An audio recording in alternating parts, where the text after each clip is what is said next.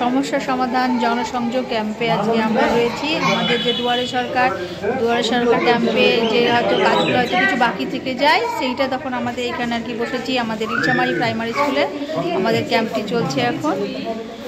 এখানে পঞ্চায়েত কর্মী আরও অন্যান্য সব কর্মীরা রয়েছে, আমরা আইসিডিএস কর্মীরা রয়েছি। এখানে সব রকম কাজই হচ্ছে।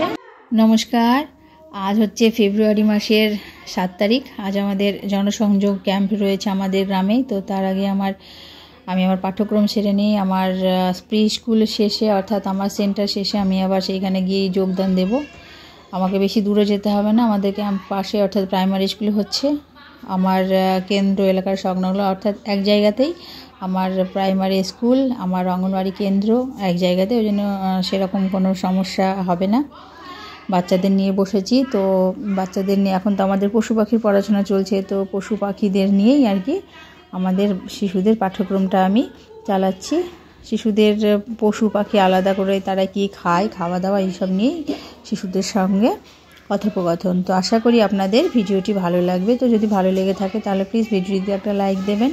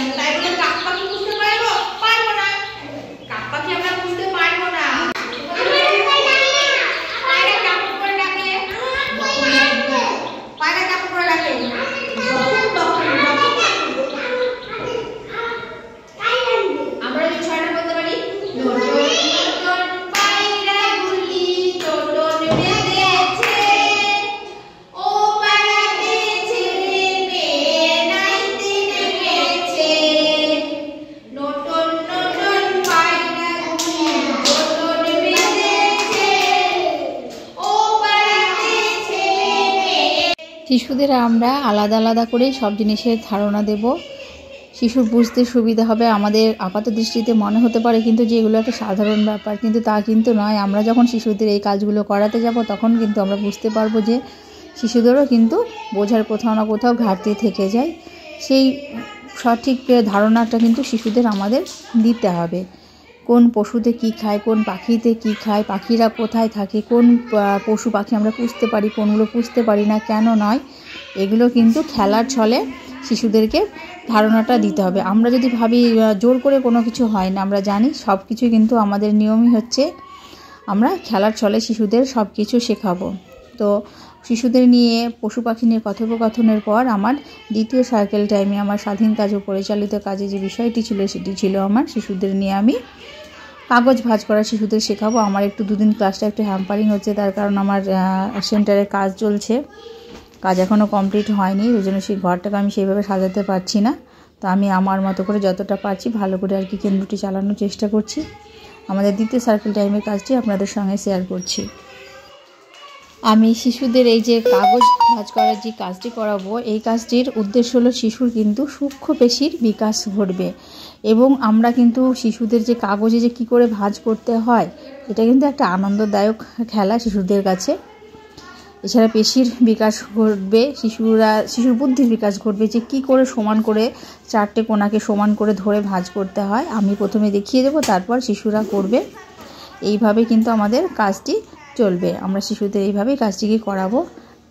এইভাবে কিন্তু আমরা বাড়িতেও আমাদের বাচ্চাদের কিন্তু চারকোনা করে, তারপরে ত্রিকোণ কী করে করতে হয়, এই কাজগুলো আমরা শিশুদের কিন্তু করাতে পারি সুন্দর করে।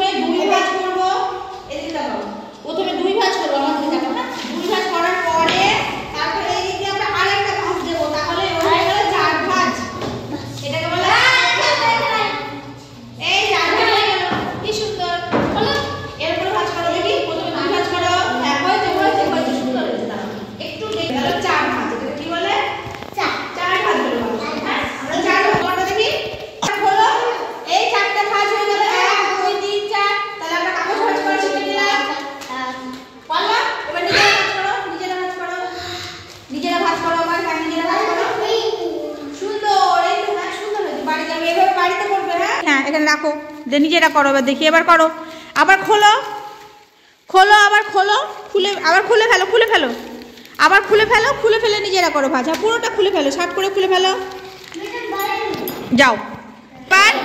এবার নিজেরা আবার ভাজ করো, দেখি, আবার শার্ট করে ভাজ করো সুন্দর করে। হ্যাঁ, এখানে রেখে করো, দেখি, করো। হ্যাঁ দিদিমণি, এই দেখো কি সুন্দর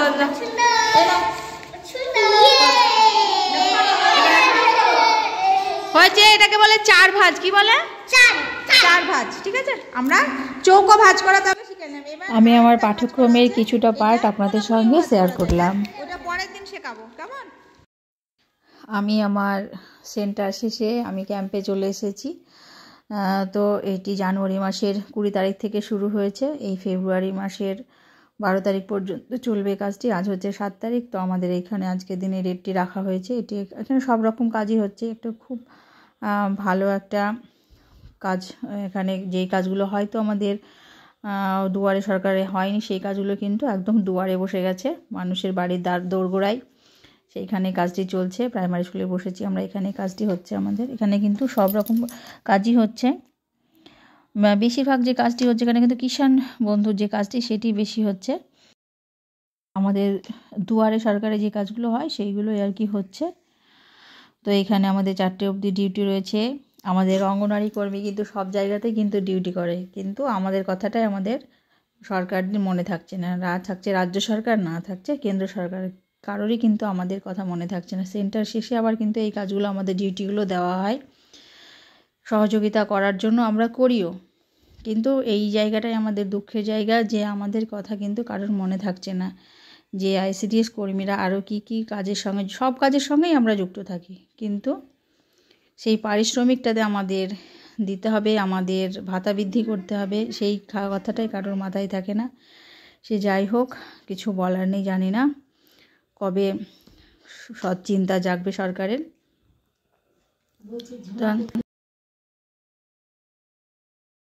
আপনাদেরকে আজকে আমাদের এই এরিয়াটা দেখিয়ে দিচ্ছি। ওইখানে প্রাইমারি স্কুলে রান্না হচ্ছে, তারপরে হচ্ছে ওই একটা বিল্ডিং, এটাও একটা ICDS কেন্দ্র। তারপরে ওই পাশে যে সেইটি হচ্ছে আমার বিল্ডিং, যে নীল রঙের যে বিল্ডিংটি, সেটি হচ্ছে আমার।